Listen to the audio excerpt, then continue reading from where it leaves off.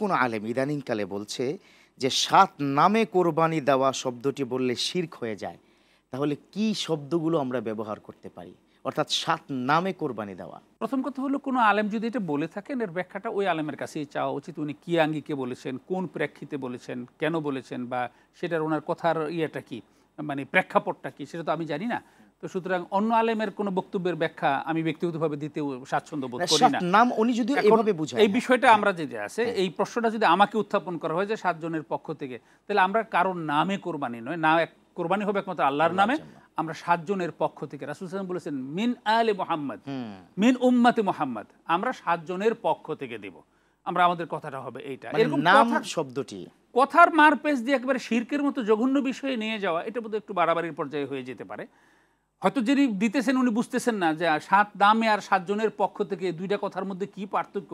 গ্রামের মানে সাধারণ লোক, অত শিক্ষিত নয়, অথবা শিক্ষিত হলো তিনি হয়তো আরবি মানে আকীদার অত সূক্ষ্ম মারপেচগুলো উনি বুঝেন না। উনি হয়তো বলতেছেন যে আমরা এই আমরা এই যে ৬ নামে দেব, হয়তো বলেছেন ৬ নাম মানে কি, এই ৬ জনের পক্ষ থেকে। এখন এই কথার মারপেচে দিয়ে একেবারে শিরকের পর্যায়ে নিয়ে যাওয়া, মানে এটা কিন্তু উনি ইচ্ছে করেই যে এই নামে দিতেছেন বলে কিন্তু আল্লাহর নামে না দিয়ে আমি আব্দুল কুদ্দুসের নামে কোরবানি দিচ্ছি, এটা উনি মনে করছেন না। রাইট। আর শিরকের প্রথম বেসটি হলো মানে বিশ্বাস, মন থেকে যে মন থেকে, জায়গাটা। সেটা বিশ্বাস। শিরকের প্রথমটা হলো বিশ্বাস, তারপর হলো বলা, তারপর হলো কাজে পরিণত করা। তো বিশ্বাসটাই তো সেইটা করছে না যে এটা আব্দুল হাকিম আব্দুল কুদ্দুসের নামে দিচ্ছে, আল্লাহর নামে না দিয়ে। তো ওইটাকে ঘুরায় ফিরে এইভাবে এনে একেবারে শিরকের পর্যায়ে নিয়ে যাওয়ার মতো মানে জটিলতায় যাওয়াটা সম্ভবত সুন্দর না। শেখ, আপনিও কিন্তু গ্রামের সন্তান, আমিও কিন্তু গ্রাম থেকে এসেছি। আমার কাছে মনে হয় না যে গ্রামের কোনো মানুষ এই কথা চিন্তা করবে আল্লাহ এবং সাধারণ মানুষ তার নামে দেওয়া, তার নামে দেওয়া, এই ডিফারেন্সই মনে হয় গ্রামের মানুষরা বুঝে না। তার এমনিতেই বলে ফেলেছে আমরা ৭ জন আছি, 7 ফ্যামিলি, 7 নামে আমরা দিচ্ছি।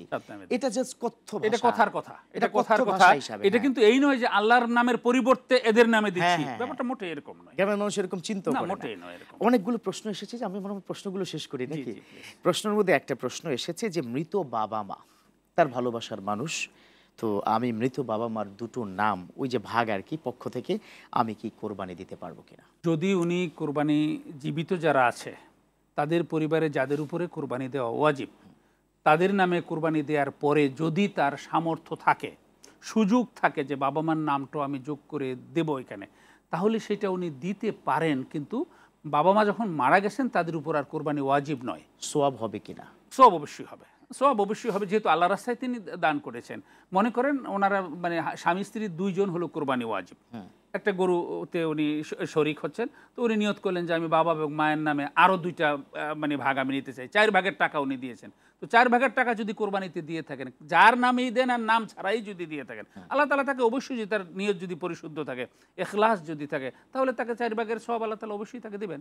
এখন এটাকে মানে ম্যান্ডেটরি করা অথবা এই মানে এটাকে জরুরির মধ্যে মনে করা, এটা হাজিয়াতের মধ্যেও পড়ে না, এটা জরুরিয়াতের মধ্যেও পড়ে না।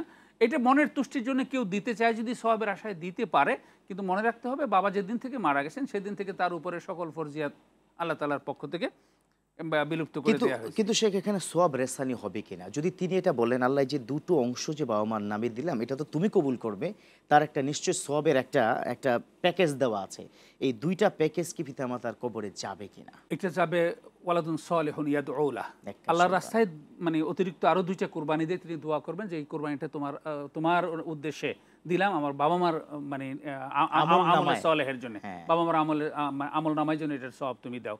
আল্লাহ যদি তার মানে ইখলাস যদি আল্লাহ তাআলার কাছে কবুল হয় এবং তার দোয়া যদি কবুলযোগ্য হয়, তাহলে অবশ্যই সওয়াব রেসানি হবে ইনশাআল্লাহ। চমৎকার।